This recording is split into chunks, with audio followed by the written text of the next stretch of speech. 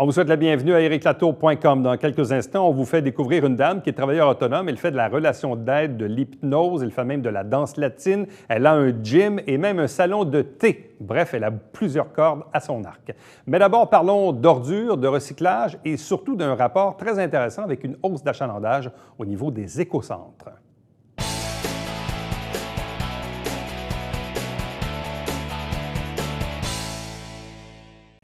Dans le quotidien des citoyens de toute ville, et notamment ici à Saint-Jean-sur-Richelieu, il faut parler bien sûr d'ordures ménagères, de recyclage, peut-être un jour de compost. Et c'est le moment aussi de dresser un bilan de la dernière année, l'année 2015, de Compo Richelieu avec sa directrice générale Isabelle Deschênes. Bonsoir et bienvenue. Bonsoir. Évidemment, quand on est en gestion, on fait des rapports annuels. Bon, on va se dire, oui, on est en juin 2016, presque juin 2016. Mais pour vous, vous venez de fermer l'année 2015. Je retiens deux choses. La première, c'est qu'au niveau des collectes, autant des ordures que du recyclage, les données sont relativement stables. Par contre, ce que je constate dans votre rapport, c'est une hausse d'achalandage des écocentres et on parle de quoi? De plus de 20 d'augmentation? 21 d'augmentation qui se traduit par environ 84 000 entrées. Et c'est peu dire que ces entrées-là sont condensées essentiellement entre la mi-avril et la mi-octobre. Donc, ça fait beaucoup de volume sur une courte période, parce qu'après ça, on en plus dans la période hivernale. Donc, on a une très, très bonne réponse de l'achalandage à travers ce service-là qui est à la disposition des citoyens et qui gagne à être connu. À quoi peut-on attribuer la hausse aussi importante pour cette année? Est-ce que c'est publicité, marketing, votre nouveau site Web, une nouvelle stratégie ou tout simplement le fait que les citoyens, cette année, ont décidé de se tourner vers les écocentres? Je pense que c'est une combinaison de tout. Je vous dirais qu'au courant de l'année 2015, on a vraiment redoublé d'efforts au niveau des initiatives de sensibilisation, d'information de par diverses manières. Vous venez d'en parler. Notre nouveau site Internet avec le moteur de recherche qui oriente certaines matières vers le service des écocentres. Affichage urbain aussi qui a été présent toute l'année. Beaucoup de présence dans les journaux locaux, publicités diverses. J'espère de tout cœur qu'il y a aussi un désir profond qui est là au niveau de la population de se prendre en main pour la saine gestion des matières résiduelles. Mais je ne peux pas passer sous silence qu'il y a aussi un règlement à cet effet-là qui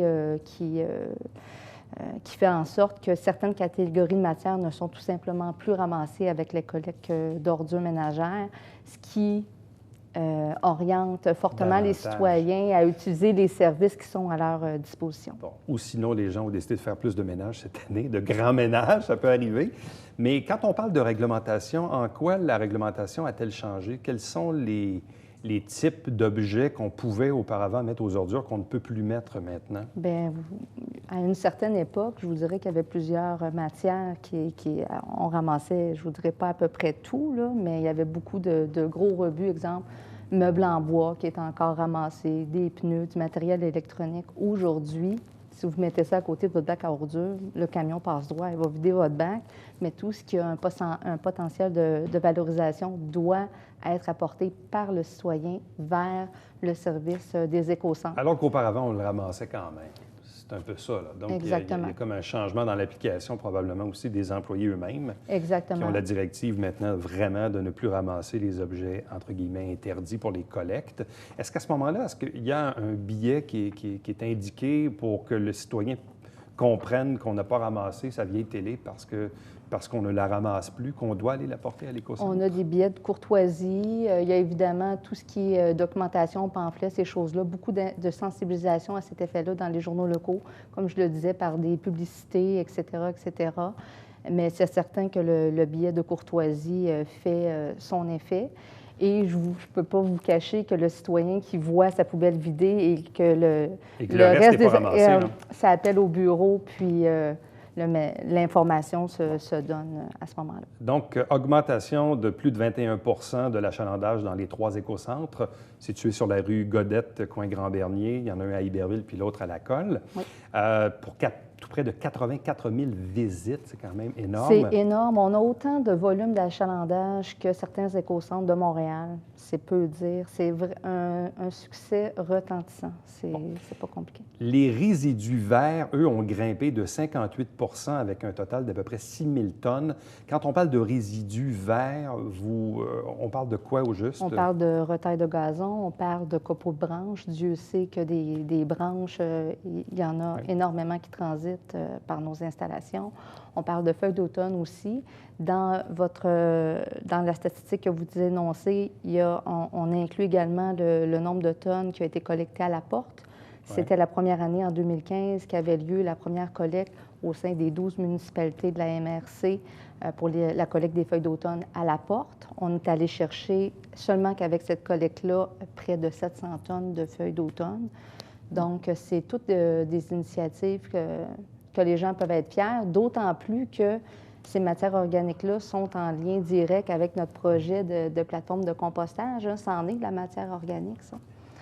Donc, 58 d'augmentation pour les résidus verts. On est toujours dans la famille des écocentres, un total de 13 200 tonnes de matériaux secs à apporter. Et vous dites aussi tout près de 500 tonnes de résidus domestiques dangereux, ce qu'on appelle les fameux RDD, qui ont été recueillis. Donc, tout ceci, dans le fond, tout ce qu'on parle là, depuis le début de l'entrevue, c'est recueilli aux écocentres. Là. Oui. Autant les résidus verts, les RDD, que les matériaux secs. Exactement. Il y a vraiment plusieurs catégories de produits qui sont acceptés à travers nos écocentres, dont plusieurs qui sont gratuits et limités pour les citoyens. Il y a seulement qu'au niveau des résidus du CRD, là, construction, rénovation, démolition, les matériaux secs, que là, à ce moment-là, le citoyen bénéficie de 5 voyages de 75 pieds cubes par adresse civique par année. Bon. La quantité d'ordures ménagères collectées par unité de collecte, donc par maison, si on veut, est au beau fixe, 700 kg par porte, autant en 2014 qu'en 2015. Oui. Si les écocentres ont connu une si forte augmentation, comment peut-on expliquer que la collecte des ordures ménagères, elle, n'a pas diminué en quantité? Est-ce que c'est dû à une augmentation du nombre de portes, augmentation de la population? Ou est-ce qu'au final, dans le fond, c'est des trucs que les gens avaient à la maison qui auparavant n'acheminaient pas dans les écocentres? Donc, est-ce qu'il y a une corrélation à faire entre la collecte des ordures ménagères et ce qu'on recueille dans les écocentres? Je dirais plus ou moins, parce que dans le fond, ce qui est accepté aux écocentres n'est pas accepté avec la collecte des ordures ménagères. C'est certain que, dans le fond, on arrive au même kilogramme, parce qu'il y a une augmentation du tonnage, dans le fond, des déchets d'environ 400 tonnes par rapport à l'année 2014, mais c'est quand on le ramène au nombre d'unités d'occupation qu'on arrive à la même statistique. Au prorata du nombre de portes, ça revient à peu près au même. Exactement. Mais ce qui est intéressant dans le rapport, ce qu'on fait mention, c'est l'évolution au cours des 10 dernières années. Il y a 10 ans, on enfouissait par unité d'occupation, si ma mémoire est bonne, 865 kg à l'époque par foyer. Aujourd'hui, on en est rendu à 720 kg par unité d'occupation. Donc, il y a vraiment une amélioration qui est faite au niveau de la quantité des matières enfouies, plutôt générées par foyer. Donc, c'est vraiment cet élément-là, à mon avis, qu'il faut retenir, là, parce que les changements ne se font pas du jour au lendemain. Puis au niveau des résultats de l'enfouissement, c'est que, oui, on veut diminuer l'enfouissement, mais pour diminuer cet enfouissement-là, il faut donner des alternatives aux citoyens pour prendre un certain pourcentage de ces matières-là qui sont retrouvées dans notre bac pour les diriger vers une autre filière. Donc, c'est tout ça qu'on essaie de mettre en place. Bon, là, vous faites référence probablement à ce qui va suivre un jour. Je ne sais pas si vous avez une date à nous donner. Non. Le fameux bac brun là, pour le compostage, mais ça va venir, c'est une question de temps. C'est une question de temps. Le projet va bon train. On est en attente actuellement des autorisations en lien avec la Commission de protection du territoire agricole pour l'implantation de l'usine. Mais on continue. Nous, on est déjà à tenter de cibler des secteurs pour la tenue de projets pilotes. À titre d'exemple, évaluer des coûts pour tout ce qui est le volet communication, comment on veut faire ça, comment on pense qu'on va avoir le meilleur résultat au niveau pour répondre aux attentes de la population, au niveau de leurs inquiétudes, des trucs et astuces qu'on peut leur donner. On veut vraiment que l'implantation de ce service-là se fasse en douceur et que les gens soient confiants d'utiliser cette nouvelle filière-là qui va être à leur disposition prochainement. Une fois la collecte de bacs bruns mise en place, est-ce qu'on sait à peu près combien de tonnes de déchets par porte on va retirer par maison? Si on dit qu'actuellement, on est à 720 kg par porte par année, une fois qu'on met en place le bac brun, ça va baisser à combien les ordures ménagères? Ce qu'on sait, c'est qu'actuellement, dans le bac à ordures, les matières organiques sont environ au pourcentage de 44 %. Quand même. Mais évidemment, vient avec ça la participation de la population, ces choses-là. Donc, ça va être, c'est tout, encore une fois, à même titre que l'a été la collecte sélective, la sensibilisation. Donc, ça a un potentiel de plus de 40 là. Oh que oui. Oui. Et pendant ce temps-là, la collecte des ordures, la collecte du recyclage, oui. Elle aussi, elle se maintient au beau fixe? La collecte du recyclage est et demeurera toujours un défi. On est très satisfait des résultats de la collecte sélective, malgré la diminution globale du tonnage qu'on a répertorié au courant de l'année 2015. Mais ce qu'il faut comprendre avec la collecte sélective, c'est que les matières se transforment, les matières évoluent. On le sait, on est à l'apogée de tout ce qui est matériel électronique, les tablettes, les téléphones intelligents. Il y a moins de journaux qui se retrouvent dans notre bac. Les bouteilles d'eau sont de plus en plus minces. Hein? Faites le test à la maison. Les sacs de plastique, c'est la même chose. Il y a énormément de travail de fait par Éco-entreprise Québec pour sensibiliser les entreprises à diminuer le suremballage, à titre d'exemple, l'éco-conception. Mais ça a des répercussions jusque dans le bac de la collecte sélective. Okay. Donc, malgré tous les impacts un peu que vous avez énumérés, là, changement de mentalité, puis changement de type de produit aussi à recycler, est-ce qu'il se retrouve encore dans les ordures ménagères des objets qui auraient pu être acheminés au recyclage et qui ne le sont pas? Autrement dit, malgré tout le chemin qu'on a fait au niveau des mentalités au cours des 20-30 dernières années, est-ce qu'il y a encore des affaires qui se ramassent aux ordures qui ne devraient pas? C'est certain. C'est certain. C'est d'où le défi de la collecte sélective, parce qu'encore aujourd'hui, il y a des gens qui n'ont pas adopté ce service-là, puis que pour eux, c'est compliqué, soi-disant, de trier leur matière. C'est pour ça que nous, on redouble d'énergie pour poursuivre la quête de sensibilisation, d'information. Il y a un travail exceptionnel qui est fait dans les écoles de la région, parce qu'on le sait, c'est les générations de demain. Puis, si on les sensibilise en bas âge, bien, ça fait boule de neige. Puis, c'est comme ça qu'on va pouvoir arriver à un succès. Donc, en résumé, la collecte des ordures ménagères et le recyclage relativement stable. Oui. Augmentation d'achalandage importante du côté des écocentres, plus de 20 avec entre autres les résidus verts aussi qui ont grimpé de près de 60 Et la prochaine affaire, le prochain projet, c'est le bac brun, le fameux le ramassage du compostage à domicile qui va venir un jour, prochain mois, prochaine année. On le souhaite. On le souhaite. Merci beaucoup. Merci à vous. Restez avec nous puisqu'au retour, on reçoit une invitée, disons, qui a plusieurs cordes à son arc.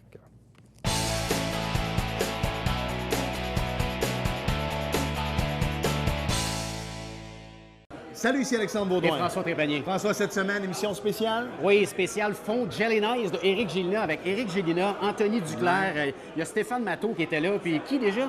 Il y a Renaud Lefort aussi, tu sais, le gars des Quatre Chevaliers. Ouais, c'est quelque chose.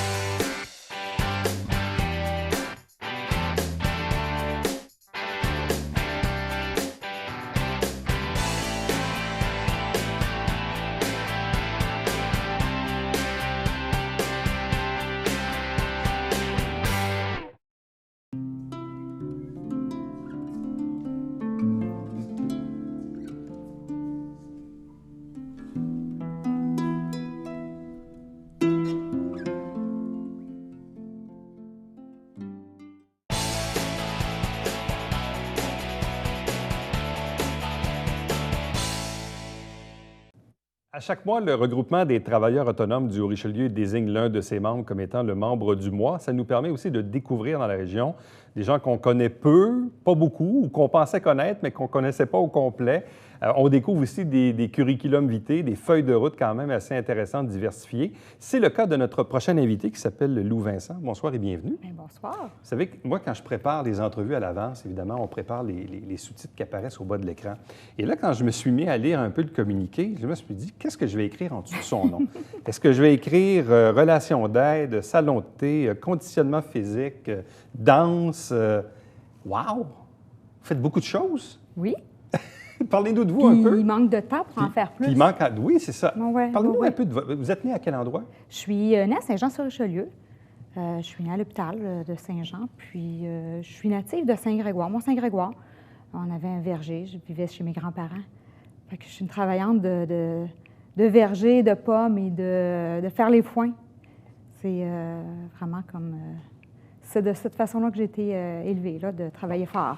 Quand on est à l'école ou qu'on poursuit des études ou qu'on entreprend notre vie dite professionnelle, vous, dans votre cas, ça s'est dessiné de quelle façon? Votre avenir, vous l'avez bâti comment pour être la femme que vous êtes aujourd'hui?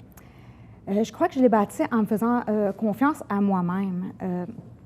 Ce qui s'est passé, c'est au primaire. Peut-être que là, présentement, ça n'a pas d'impact dans ce que je vais vous dire, mais la seule chose, c'est qu'on m'a, à un moment donné, traitée de grosse. Puis j'étais quand même mon petit gros de bébé, là, comme tout le monde. Mais moi, ça a été quelque chose que ça a sorti mon caractère. Je ne laissais pas les gens... je n'étais pas capable de répondre aux gens comme tel. Ouais. Puis je me suis dit, cette journée-là, c'est assez. Je vais prendre ma place. Eh bien, je l'ai pris, ma place. J'ai vraiment... laisser aucune personne me dicter vraiment là, de qui je pouvais être. Même au niveau des enseignants, la même chose. Les enseignants disaient « Ah, bien, t'es mieux de ne pas aller dans ce secteur-là d'activité, tu ne seras pas bonne. » Ah oui! Donc, je faisais le contraire de tout ce qu'on me disait. Donc, c'est ce qui m'a emmené ma force d'aller toucher à plein de choses qui n'étaient pas nécessairement moi, mais juste pour prouver aux gens. Donc, c'était plus de cette partie-là qui a fait que je suis rendue dans plein de choses comme ça. C'est ça. Comme je l'expliquais, vous avez eu un cheminement assez diversifié, gardienne d'enfants. Vous avez aidé des personnes âgées à faire leur épicerie. Vous vous êtes spécialisé. Vous êtes devenu ensuite thérapeute en relation d'aide psychologique, hypnothérapeute et aussi certifié en accompagnement en soins palliatifs. Qu'est-ce qui vous a acheminé vers la relation d'aide et tout ce qui vient alentour? Au départ, je suis quelqu'un qui a une écoute. Je crois que, selon moi, ce qui m'a amené là, c'est vraiment d'avoir été élevée dans un milieu pauvre. Qu'on a travaillé fort, on n'avait pas d'argent. J'étais habillée avec des vêtements donnés, contrairement à des gens qui étaient dans le village, puis qu'eux, il y avait les patins de l'année, toutes les choses qui allaient ensemble. Mais malgré tout ça, je me faisais aimer quand même des gens. Puis quand les gens avaient besoin, ils venaient me voir, mais je n'avais pas d'outils. J'ai été pendant des années conseillère en mode et les gens venaient même pour s'habiller. S'ils vivaient un deuil, ils venaient à la boutique, mais ils venaient me voir pour me dire « j'ai de la peine ». Puis là, moi, j'étais comme « qu'est-ce que je peux faire pour les aider ?» Oui, je comprends que tu as de la peine, mais je ne sais pas quoi en faire. Donc, c'est ce qui m'a amenée à me rendre dans une école spécialisée pour apprendre à être thérapeute en relation d'aide psychologique. Bon, mais vous êtes aussi diplômée en secrétariat, en comptabilité, en droit commercial. Oui. Quel est le lien avec la relation d'aide? C'est les gestions. Encore là, c'est une gestion d'affaires, d'être à l'écoute des gens pour être capable de cheminer plus loin au niveau des entreprises. Donc, les entreprises qui vendaient ou qui achetaient des nouvelles entreprises pouvaient m'appeler pour me dire « Regarde, nous, on a peur de perdre notre clientèle. Est-ce que tu pourrais venir rassurer les gens qu'on va encore donner un bon service, même si les anciens propriétaires ne sont pas là? » Donc, l'écoute faisait que je comprenais comment fonctionnait l'entreprise, de me dire « Bon, toi, tu t'en vas là parce que l'entreprise veut quand même augmenter le chiffre d'affaires. » Mais au bout de la ligne, il fallait garder les gens, puis les réconforter dans ce qu'ils vivaient dans le moment présent. Donc, c'était plus à partir de ce niveau-là. Une relation d'aide, ça s'établit de quelle façon? Au-delà de dire qu'on a de l'écoute ou de l'empathie, je présume qu'on ne peut pas rester silencieux pendant 1 heure de temps. On doit intervenir, poser des questions, répondre, émettre un commentaire. Comment on établit une relation d'aide? Vous parlez plus dans le bureau? Ouais. Bien, en relation d'aide, c'est des outils qu'on amène à avoir avec les gens parce que les gens ont vraiment la solution en eux. Parce que ma solution à moi n'est pas la même que les autres. Fait que mon cheminement, même si moi, je peux avoir eu des choses qui ont passé puis que moi, j'ai réussi avec ma vie de faire de telle façon, mais pour les autres, c'est pas la même chose. Donc, j'amène les gens à amener à avoir certains reflets de leurs paroles. On dirait qu'ils ne s'entendent plus parler, les gens. Ils sont vraiment rendus, j'appelle ça à côté dans un coin de mur, puis on les amène à reculer d'un pas pour voir que de l'horizon, chaque côté, qu'il y a d'autres choses qui se passent dans la vie. Donc, on amène vraiment à voir les gens leur solution, leur propre solution, parce que c'est eux qui vont la trouver. En quoi l'hypnothérapie peut-elle être efficace dans les relations d'aide? L'hypnothérapie est vraiment un autre outil qui est différent. Moi, je l'appelle toujours la thérapie de paresseux parce que c'est au niveau de l'inconscient, au niveau du subconscient, les choses comme ça, qui amènent des croyances qu'on a achetées quand on était plus petit. Donc ça l'amène à faire un ménage, si on veut, au niveau de l'inconscient, d'aller balayer ce qui était là avant, les fausses croyances, puis de ramener des nouvelles croyances, mais d'un côté plus rapide. Au lieu de faire de la reprogrammation de 21 jours, qu'on va se dire, bon, je suis belle, je suis fine, je suis capable, bon, on le fait plus direct parce que c'est des techniques. Il n'y a rien de sorcier là-dedans. Là. Et l'accompagnement en soins palliatifs dans votre pratique, ça s'inscrit de quelle façon? Présentement, j'ai pris la formation. Donc, je ne fais pas présentement de l'accompagnement parce que je prépare ma retraite. C'est vite dit là, comme ça, mais je suis quelqu'un qui voit loin. Et étant donné que j'adore les gens, d'entendre ce que les personnes qui vont décéder ou des choses comme ça, qui ont à dire que la famille n'est plus capable d'entendre, parce qu'on s'entend que nos parents, à un moment donné, ils répètent les mêmes choses, puis oui, je sais, tu me l'as dit. Moi, je suis une nouvelle qui arrive, puis d'entendre l'histoire de la personne, ça lui fait du bien encore de le dire, qu'il a gagné 10 médailles à la guerre ou peu importe. Bien, moi, je vais les accompagner, puis c'est correct. Je suis capable de laisser être. Si la personne est enragée, bien, je vais me l'amener à le laisser. Oui, je comprends que ça vous fait de la peine, je comprends. Au lieu de, comme les enfants disaient, veux-tu arrêter? Il faudrait que tu passes par telle étape parce que toi, tu vas mourir. Puis, j'ai le goût de plus tard de faire ça comme côté bénévole. Bon, au-delà de la relation d'aide, ce qui occupe quand même, j'imagine, une bonne partie de votre temps, vous êtes aussi propriétaire d'un centre de conditionnement physique qui s'appelle Gym Tonic, oui. C'est bien ça? Un salon de thé, oui. Le thé d'Orea. Aussi, vous enseignez la danse latine. Oui. Et vous voulez devenir sommelière. Oui. Bon, là, il y a juste 24 heures d'une journée. Vous allez m'expliquer comment vous faites ça? Bien, je me lève le matin tôt et je me couche tard le soir. Mais reste que tout ça amène un équilibre quand même à ma vie parce que j'ai des enfants aussi, une maison à entretenir, puis j'ai pas de femme de ménage, puis j'ai pas... puis je me fâche en tant que mère aussi. J'ai des grandes filles. Mais j'ai vraiment un bel équilibre au niveau de... autant le salon de thé, c'est de prendre soin des gens. Amener quand même à parler de santé aux gens, c'est vraiment... le thé est vraiment, médicinalement parlant, très bon. Donc, pour s'en aller sommelière en thé, donc j'ai beaucoup d'étapes à passer aussi. Donc, pour donner un meilleur des services aux gens, j'aime donner la bonne formation, j'aime donner la bonne histoire, pourquoi les gens vont prendre tel thé, pourquoi ne pas le prendre. Même mes employés, eux aussi, sont formés par rapport à donner cette Êtes-vous une formation. entrepreneur dans l'âme? Parce que vous semblez démarrer quand même plusieurs projets, les mener de front, dans certains cas en même temps, ce qui devient aussi, au niveau de la discipline personnelle, quand même assez exigeant. C'est exigeant, oui et non, parce que je suis équipée d'employés solides.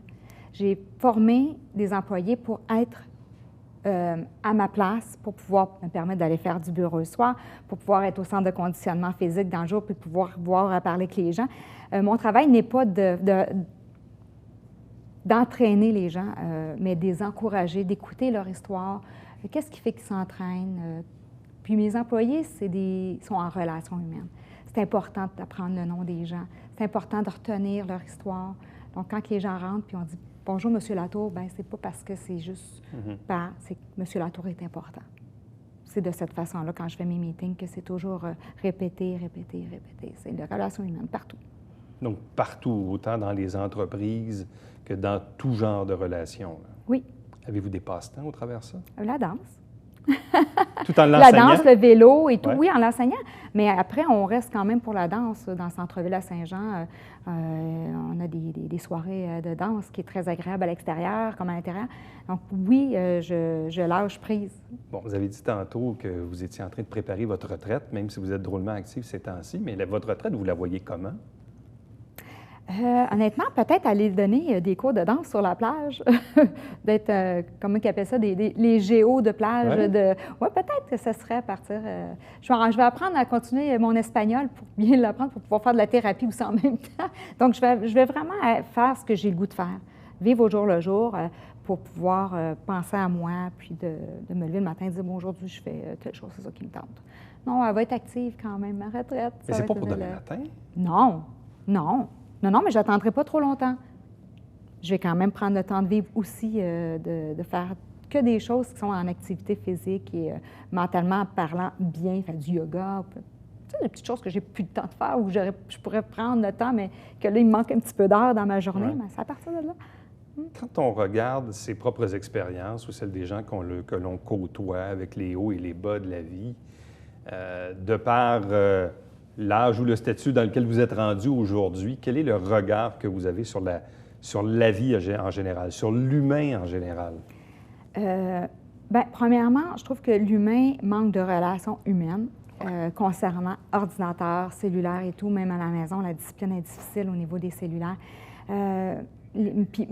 Puis même moi, parce que je contrôle 3 Facebook, je contrôle plein de choses comme ça parce qu'il y a le salon de thé, le gym, la thérapie, puis mon personnel à moi aussi.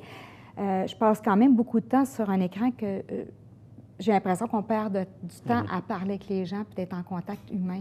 Les gens regardent même plus les gens sur la rue, ils sont toujours sur le texto. Ça, c'est quelque chose que je trouve qui est... Je vois le futur en manque de relations, manque de contact. Donc, le dosage des bidules électroniques à surveiller. Oui. Pour vous-même. Oui, pour moi, oui, mais ça, c'est pour sûr tout que le monde. pas avoir d'entreprise, ça serait une chose que je déciderais de complètement enlever de ma vie. Ouais. Lou Vincent, merci beaucoup. Hey, ça me fait plaisir, merci. Restez avec nous. Au retour, le Babillard quotidien.